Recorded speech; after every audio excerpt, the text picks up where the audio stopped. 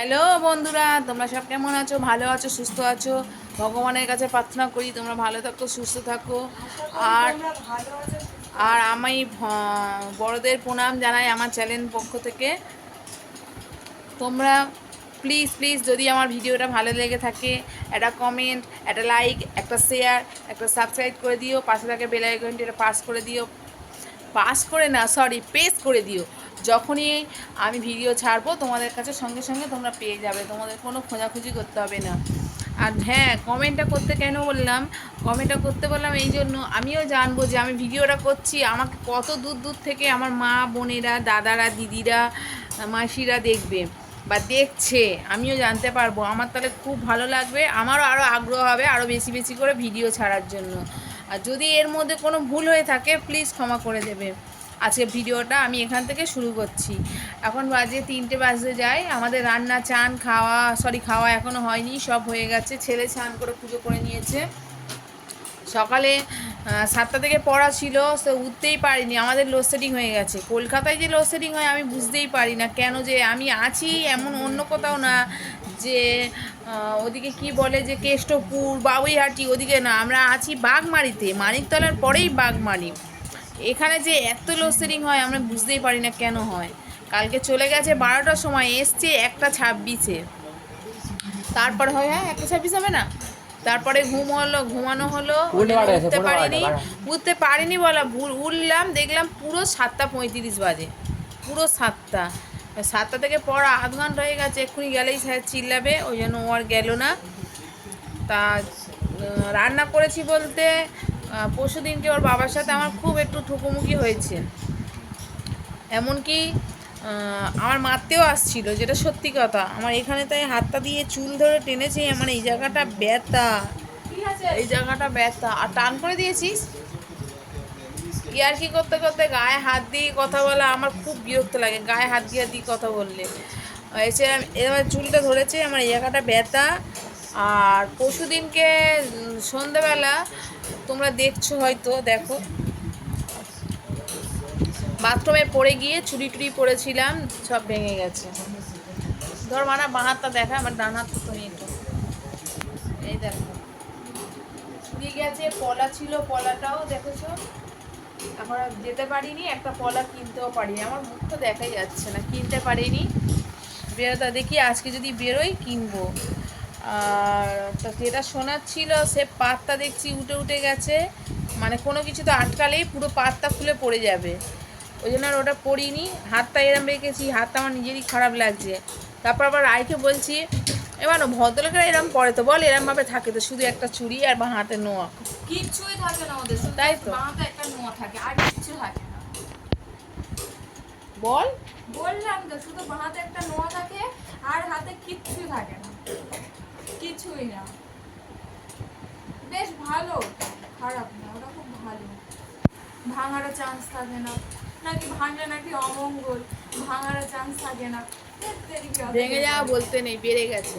ভেঙে বলতে নেই, তাহলে ওই বেড়ে যাওয়ার মানে মানে ঠিক একটা সুযোগ থাকে না। শুধু একটা নোয়া, নোয়া তো ভাঙে, মানে সরি বেড়েও যায় না, কিছুই হয় না, তাই ওই জন্য পড়ে এগুলো হচ্ছে। একজন ক্যামেরায় আসবে না বলে মুখ নিচু করে হামা দিয়ে চলে গেল, যাতে না ক্যামেরায় ওকে দেখা যায়। রান্না করেছি বলতে ঢেঁড়স আলু ভাতে দিয়েছি, শুকনো লঙ্কা ভেজেছি, ডিম সিদ্ধ বসিয়েছি, ডিম সিদ্ধ।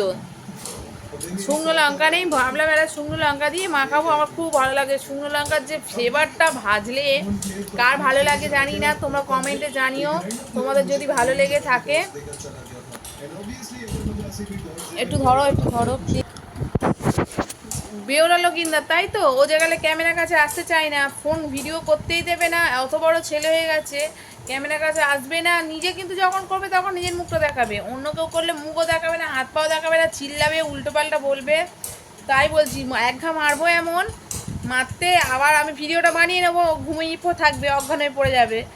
আবার মারার পর সত্যি এটা জিজ্ঞাসা করা, আমি বলছি একটু তোমরা যারা যারা আমার ভিডিওটা দেখছো প্লিজ একটা কমেন্ট করে জানিও তো, যে এটা কোন বইয়ে আছে, বেহুলা লক্ষিন্দারে না অন্য কোনো বইয়ে, যে জামা কাপড় কাচবি আর বাচ্চারা কেঁদেই যাবে, লাস্টে গিয়ে ওকে মারলো, মারতে অজ্ঞান হয়ে গেল। জামা কাপড় কেচে ধুয়ে নদীতে জামা কাপড় কেচে ধুয়ে শুকিয়ে এক থলির মধ্যে ভরে হাতে করে জল নিয়ে এলো, নিয়ে এসে ছড়া দিল, দিয়ে ওর মার সাথে চলে গেল, অমনি উঠে গেল। এখন আগের দিনটা যদি এখন আসতো আর মানুষ যদি এত টোটকা জানতো কাজে দিত, এত যে ঢেমন বাচ্চা কাচ্চা বদমাইশি কথা শোনে না, মুখে মুখে তক্ক চোবড়া। ফোনগুলো রেখে দাও, আগের দিন চলে আসবে। সত্যি তাই। কেটে দাও, আগের দিন চলে আসবে। ফোন আর ইলেকট্রিক কেটে দাও, আগের দিন চলে আসবে। আমি তো বলছি ফোনে না কিছু করতে হবে না, ইলেকট্রিকটাই শুধু একটুখানি কেটে দাও, আগের দিন চলে আসবে। কারণ ফোনের চার্জ একদিন থাকবে, 2 দিন থাকবে, 3 দিন থাকবে, 4 দিন থাকবে, বড় জোর 1 সপ্তাহ থাকবে। কিন্তু ততদিন থাকবে না। আমি বলছি এটা না, যাদের ঘরে পাওয়ার ব্যাংক আছে তারা খুব জোর হলে 1 সপ্তাহ থাকবে, এর বেশি থাকবেই না। তো আমি সেটাই বলছি যে ইলেকট্রিকটাই কেটে দাও, দেখবে আগের দিন ফিরে আসবে। বল আর কি আসবে? আর কিছু বলার নেই। আমাদের জ্ঞান গুরুমা, ওটা গুরু উত্তর দিয়ে দিল। আমি খাচ্ছি, দেখো হাসিওয়ালা ভুল আর নেই। কাবলি ছোলার কালকে রাত্রে ঘুগনি করেছিলাম। হ্যাঁ, ভাত খাবি না? 3টে বাজে ঘুগনি খাবি? ভাত দিয়ে খাম, না ভাতে পরে খাবি বিকেলে।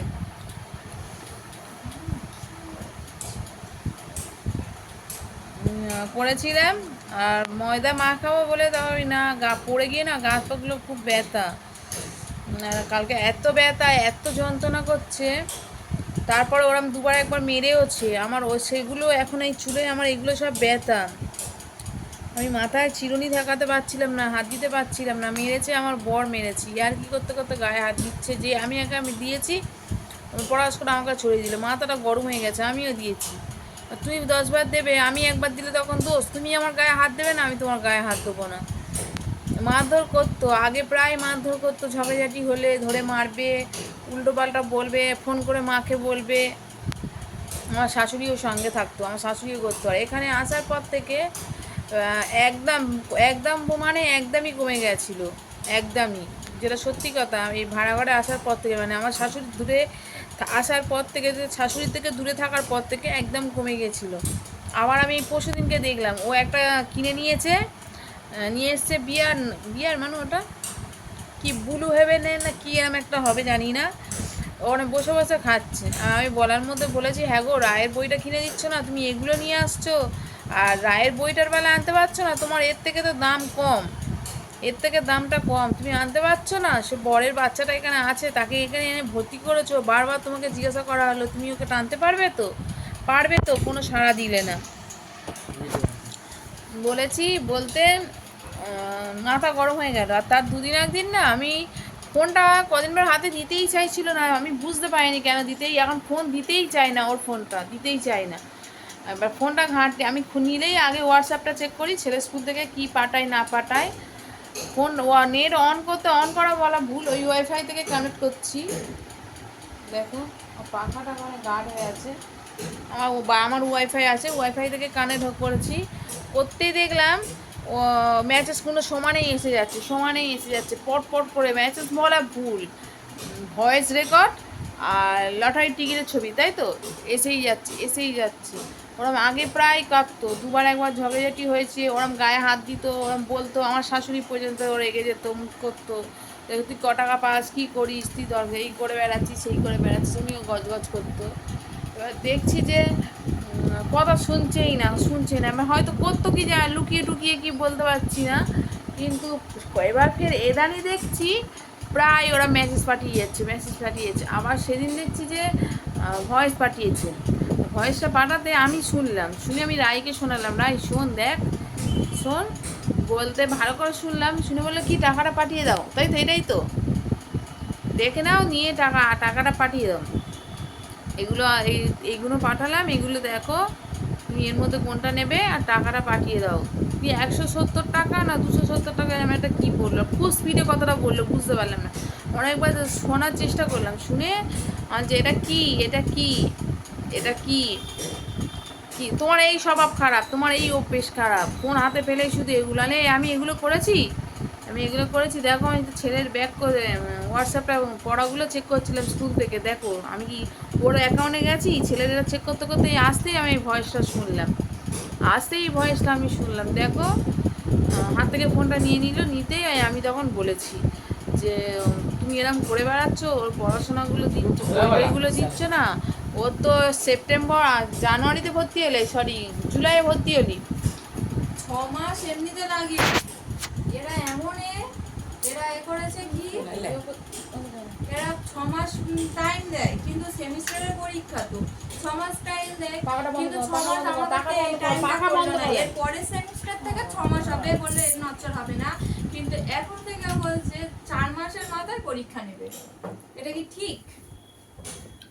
ওই জন্য আমি না এটা সত্যি স্বপ্ন দেখেছি, আমার মনে নেই বলবো। আমি দেখছি সবাই মিলে দেখি আন্দোলন করছে, ওই কোথায় গিয়ে মানিকতলের ওখানে কোথায় একটা আছে অফিস নাকি এরকম একটা আছে, ওইখানে দেখি আমি স্বপ্ন দেখছি এটা সত্যি। ওখানে দেখি সবাই গিয়ে আন্দোলন করছে, রাস্তার উপর গিয়ে শুয়ে পড়েছে নাকি এখন পরীক্ষা হতে দেবে না বলে। এরকম সত্যি আমি স্বপ্ন দেখছিলাম, সত্যি। কখন দেখেছি স্বপ্ন দেখেছে ও পরীক্ষাটা হবে না, 4 মাস পরে পরীক্ষা হবে, সেটা হবে না, আরো 2 মাস টাইম চাইছেন। আবার ওই কথাটাই আমি বলেছি। দেখো ও যে পড়বে তাহলে কমার্স পড়বে, কোচিং নিয়ে যাচ্ছে। স্যার বলছে এই তোর বই কোথায়, ও একা নিয়েছে হোম ম্যানেজমেন্ট, আর কেউ নেয়নি। এবার যে অন্য কারোর বই থেকে যে ওকে পড়াগুলো করাবে সেটা তো না। যদি হ্যাঁ বাবা অন্য কেউ আরও আছে হোম ম্যানেজমেন্টে, তাহলে তাদের বই থেকে পড়ালেও অসুবিধা হচ্ছে না। যেমন স্কুলে যেটা হচ্ছে, ও ও আছে আর 2-3 জন মনে হয় আছে, তাই তো, তারা আছে একই ক্লাস করছে, অসুবিধে হচ্ছে না, কারণ অন্য কারোর বই থেকে করে নিচ্ছে। কিন্তু কোচিংয়ে তো সেটা হচ্ছে না। কে নিয়েছে ইঞ্জিনিয়ার, কে নিয়েছে কী রে বেটা পবে কি, ওই রিপোর্টারের কি সায়েন্সটি না কি, জেনারেল না কি বলছিলিস না, রিপোর্টারে ওই রিপোর্টারই বলে, মিনি রিপোর্টার বলে। তাছাড়া এই সাংবাদিকতা অনেকে নেয় না, যে সাংবাদিকতা পড়া, ওই কেউ ওগুলো নিয়েছে, সাংবাদিকতা এক কথায় বলতে। আর কি কি নিয়েছে? আর সব অন্যান্য আছে। এবার বাবু হোম ম্যানেজমেন্ট আমি একাই পড়ি, আর হোম ম্যানেজমেন্টের অপোজিট সাবজেক্ট তো জিওগ্রাফি। তো জিওগ্রাফি ক্লাস আমাদের সাথে করায় না, হোম ম্যানেজমেন্ট আর নিউট্রিশনটা একসাথে করায়। নিউট্রিশনে 2টা মেয়ে আছে, আর হোম ম্যানেজমেন্টে আমি একা আছি। এবার ও যে বইটা পাবে ও কোথা থেকে পাবে? এবার যে ওই কথাটা আমি বলেছি, ওটা কি ভুল করেছি? আমার ছেলে যা বই লেগেছে সব আমার শাশুড়ি দিয়েছে। তা সব বলতে বই কলেজ স্ট্রিটে কিনতে গেছে, 10-এর বই কিনে এনেছে, 9-এর বই কিনতে গিয়ে 10-এর বই কিনে এনেছে। আমার বড় সঙ্গে গেছিলো, গিয়ে 10-এর, আরে ওর মা নাই পড়াশোনা জানে না, ওর মার কথাটা বাদ দিলাম, ও তো একটা ছেলে, ও তো পড়াশোনা জানে, ও তো একটা শিক্ষিত ছেলে, ওর এই ভুলটা হয় কি করে? সেটা না পাল্টে নিয়ে এলো, না সেটাকে অন্য বই এলো, ছেলের ইতিহাস বই আনেনি, বললো 6টা বই কিনতে দিয়েছে, 6টাই তো কেনা হয়েছে। আরে যেটা কেনেও নি সেটা তো আনো না, কেনা হয়েছে করে যাচ্ছে। 9-এর বইটা কিনে এনে, 10-এর বইটা কিনে এনে কোনো লাভ আছে? এদিকে গুনতিতে ধরে রেখেছে 6টা বই কিনে রেখেছি, 6টা বই কিনেছি। প্রজেক্টের একটা কাজের কোনো খাতা কেনে নিই, চ্যালেঞ্জ ফাইল কিনে নিই, এমনি যেগুলো প্রজেক্টের ওদের স্কুল থেকে বিক্রি করছে সেগুলো অন্য কোথাও পাওয়া যাবে না, স্কুল থেকেই নিতে হবে। সেগুলো 170 টাকা করে, 120 টাকা করে, 50 টাকা করে, 80 টাকা করে, এরকম প্রজেক্টগুলোর দাম। এবার তার মধ্যে দেখো এখনও ভূগোলটা কেনা হয়নি, আর ভৌত বিজ্ঞানটা নেই, যার জন্য চ্যালেঞ্জ ফাইলে করে আমি প্রজেক্টটা জমা দেবো। বলি চ্যালেঞ্জ ফাইলটা কিনে নিয়ে আসুক, আমি জমা দিয়ে দেবো ওতে লিখে। কিন্তু তারপরে ইতিহাস বইটা আমি কিনলাম, এখনও কম্পিউটারের বই বলছে কী হবে তোর কম্পিউটারের বই নিয়ে কী হবে? আর যখন পড়াটা করবে না, পাচ্ছে না, তখন কি চিল্লাবে, রেজাল্ট দেখে চিল্লাবে, মানে তখন একটা কর্তব্য দাদা বাবা, যেমন যে যাদের যেই পরিবারের গার্জেন হয় দেখবেন সব কিছু ঠিকঠাক রাখে, খাওয়া পড়া মাখা, তাদের এইসবগুলো করলে চলে। ও যখন হসপিটালে থাকে ওর সাথে কথা বলবেন, আমি অন্য আর ফোন নেই যে আমি শুনে আপনাদের দেখাবো যে কেমনভাবে কথা বলে। রান্না কী হবে? রান্না কি হবে তুমি জানো না? রান্না তো আছে, তো তুমি করো না। আর কি আছে না, ফ্রিজে কি আছে করো না। আমি ভাবে হয়তো সত্যি হয়তো কিনে টিনে রেখে গেছে, হয়তো ফ্রিজে কিছু আছে। ও কিচ্ছুই নেই, ডিম আছে, একটু আনাজ পড়ে আছে। আর ও বাজারে গেলে মাথা গরম হয়ে যাবে। চারটিখানি চুনো মাছ, পুঁই শাক, কলমি শাক, লাল শাক, ঝিঙে, বেগুন, পটল, কুমড়ো, আদার আনাজ নিয়ে চলে আসবে। আমরা জানি বাজারে আগে যাব, মাছ দেখবো, তেল মশলা নেব, বাচ্চা কাচ্চার খাবার নেব, তারপরে যা নেওয়ার নেব। ও সব না, ও কোথায় ঝুড়ো মাছ হবে কি, ঝুড়ো চুনো মাছগুলো নিয়ে আসে, এগুলো এইটুকুটুকু মাছ হবে, একদম এইটুকু। সেগুলো পেট গালতে হবে, ধুতে হবে, খোলা ছাড়াতে হবে, আঁশ ছাড়াতে হবে, মাথা গরম হয়ে যায়। মানে মাঝে মাঝে বেশ করে চুবড়ির মধ্যে নিয়ে বেসিনে রেখে হাত দিয়ে রোগে করে দিই, তিতো হয় তিতো হয়, হোক তিতো। আমি পারবো না, আমি এর বেশি আমি পারবো না, এর বেশি পারবো না। আর পুরো হাতে ওই চারা মাছের কাঁটাগুলো পুরো হাতে ভর্তি, গর্ত গর্ত গর্ত গর্ত হয়ে যায়, লেগে লেগে ব্যথা ছনছনে। ওটা দিয়ে পেঁয়াজ দিয়ে আনবে, যখন পেঁয়াজ কালির সিজন থাকবে, ওটা পেঁয়াজ কালি দিয়ে, শুধু পেঁয়াজ কালি আলু দিয়ে ভাজতে হবে চুনো মাছটাকে। আবার ওই চুনো মাছটাকে শুকনো লঙ্কা কি ফোড়ন দিয়ে পেঁয়াজ দিয়ে, পেঁয়াজটা একটু লাল লাল হয়ে গেলে তার মধ্যে মাছগুলো দিয়ে দিতে হবে। দিয়ে পুরো মাছগুলোকে ঝুড়ো ঝুড়ো, যেমন নিয়েরে মাছ হয় ওরকম নিয়েরে মাছের মতো ঝুড়ো ঝুড়ো করতে হবে। ওটা করতে হবে, ও টক করে দিতে হবে। ও মূলো নিয়ে আসবে, লাল আলু আনবে, কচু আনবে, টক করে দিতে হবে। এখন তো ওঠেনি, দাঁড়া দেখতে পাবি।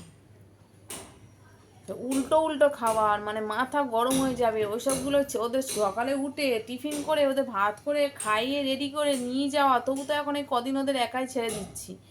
নিয়ে দিয়ে আবার এসে আবার রান্না করা, আবার আনতে যাওয়া অসম্ভব। আমি পারবো না। আমি তো ওই কদিন ওদের বলছি তোরা একা যা, আর টাকা দিয়ে দিচ্ছি, বলছি আসার সময় অটোতে আসবি, যাওয়ার সময় হেঁটে যা, না আসার সময় ওকে হেঁটে আসবি।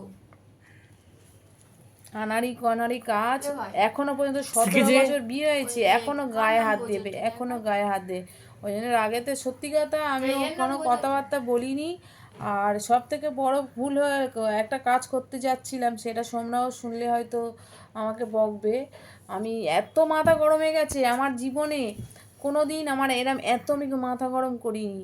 আমার বারান্দাতে কেরোসিন তেল ঢাকে, আমি নিয়ে এসে আমার গায়ে ঢালতে যাচ্ছিলাম, এসে গায়ে ঢালতে যাচ্ছিলাম, বেরিয়ে এসে বলছে হ্যাঁ এই জ্বালা তো এখনো বোঝেনি, এই জ্বালা কী জ্বালা, এই জ্বালা তো বোঝেনি, এ পোড়ার জ্বালা। ওইদিকে আমি বলেছিলাম যে যখন কথাটা বলি যে আমি যদি মরে যাই তো তোমার আগে, তোমার আগেই আমি মরবো, আমি যদি মরে যাই তুমি না আমাকে পোড়াবে না, আমাকে নিমতলায় নিয়ে যাবে না। আমি তোমাদেরকে বলেছিলাম আমার বাপের বাড়ি ওখানে যজ্ঞবাটি একটা শ্মশান আছে, সেখানে শুধু পোড়ে, বিষ্ণুপুর শ্মশান যেটা, সেটা ওখানে দাহ করে, পোতে না। আর যেটা যোগীবাড়ির শ্মশান আছে সেটাকে শুধু পোতে। ইলেকট্রিকও আছে বিষ্ণুপুরে যেটা শ্মশান, আর এমনি কাঠেরও আছে। আর যজ্ঞবাটিতে যেটা আছে সেটাতে শুধু পোতে। আমি বলেছিলাম আমাকে ওখানে রাখবে, বলে হ্যাঁ পচা গন্ধ বেরোবে, কুকুরে টেনে নিয়ে যাবে, শিয়ালে নিয়ে যাবে। আরে কেন, অনেকে বলে না যে কেরম আন্ডারগ্রাউন্ড মতন করে করে সেদিকে রাখে, কিন্তু গর্তটা ডিপ করে করে তার পাশ থেকে আবার গর্ত করে সেদিকে ঢুকিয়ে দেয়। তো আমারও ওরমভাবেই করবে, ওরমভাবে আমারও করবে।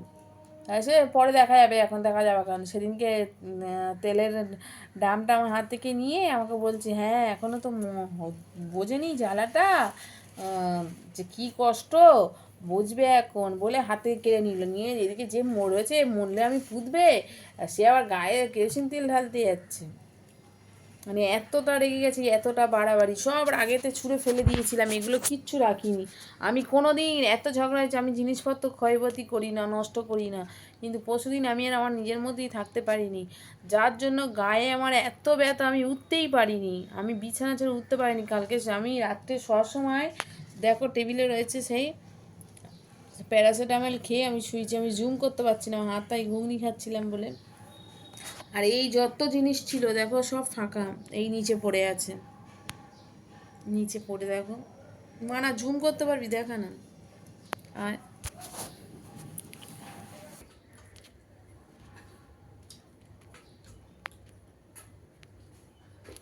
হচ্ছে না তো গো জুম।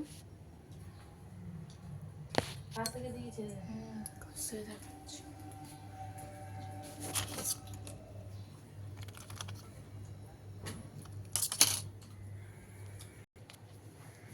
দেখেছো পড়ে আছে। উল্টোভাবে ভিডিওটা করলি, উল্টে যাবে না? এতক্ষণ বসেছিলাম, তোমাদেরকে দেখালাম, যার জন্য একসাথে দুটো প্যারাসিটামল কালকে রাত্রে খেয়ে শুয়েছি। আমার গায়ের মধ্যে আমার 5-6 জন চেপে ধরলে বা চেপে গায়ের উপর উঠে ধস্তাধস্তি করলে যেমন ব্যথা হয়, আমার সেরকম হয়েছে। আমি রায়কে বলছি, রায় রে আমার চোখটা দেখ জ্বালা জ্বালা করছে আর এরম হয়ে আছে কেন? কেন আমার কি অন্য কিছু বাতাস টাতাস বলে যে লাগলো, লেগেছে? দেখ কিরম লাগছে আমার শরীরটার মধ্যে। আমি গায়ে জলটা ঢাললাম, একে গাটা ছ্যাঁক করে উঠলো। তা ওকে বলে বলে ও জল পড়ার দিল না।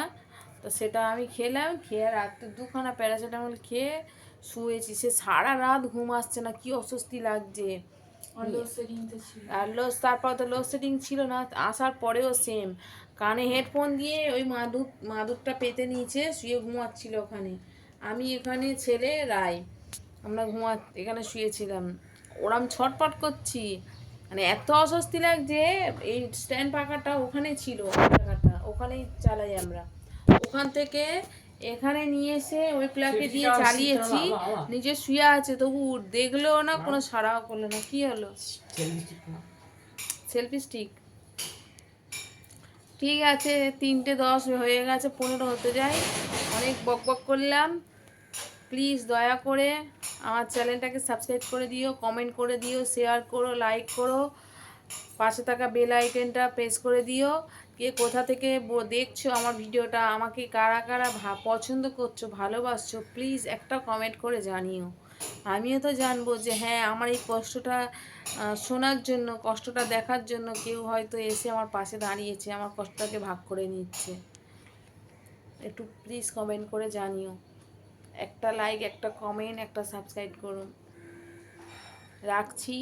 সুস্থ থেকো, ভালো থেকো, ভগবানের কাছে প্রার্থনা করি তোমরা পাশে থেকো, আমাকে সাপোর্ট করো।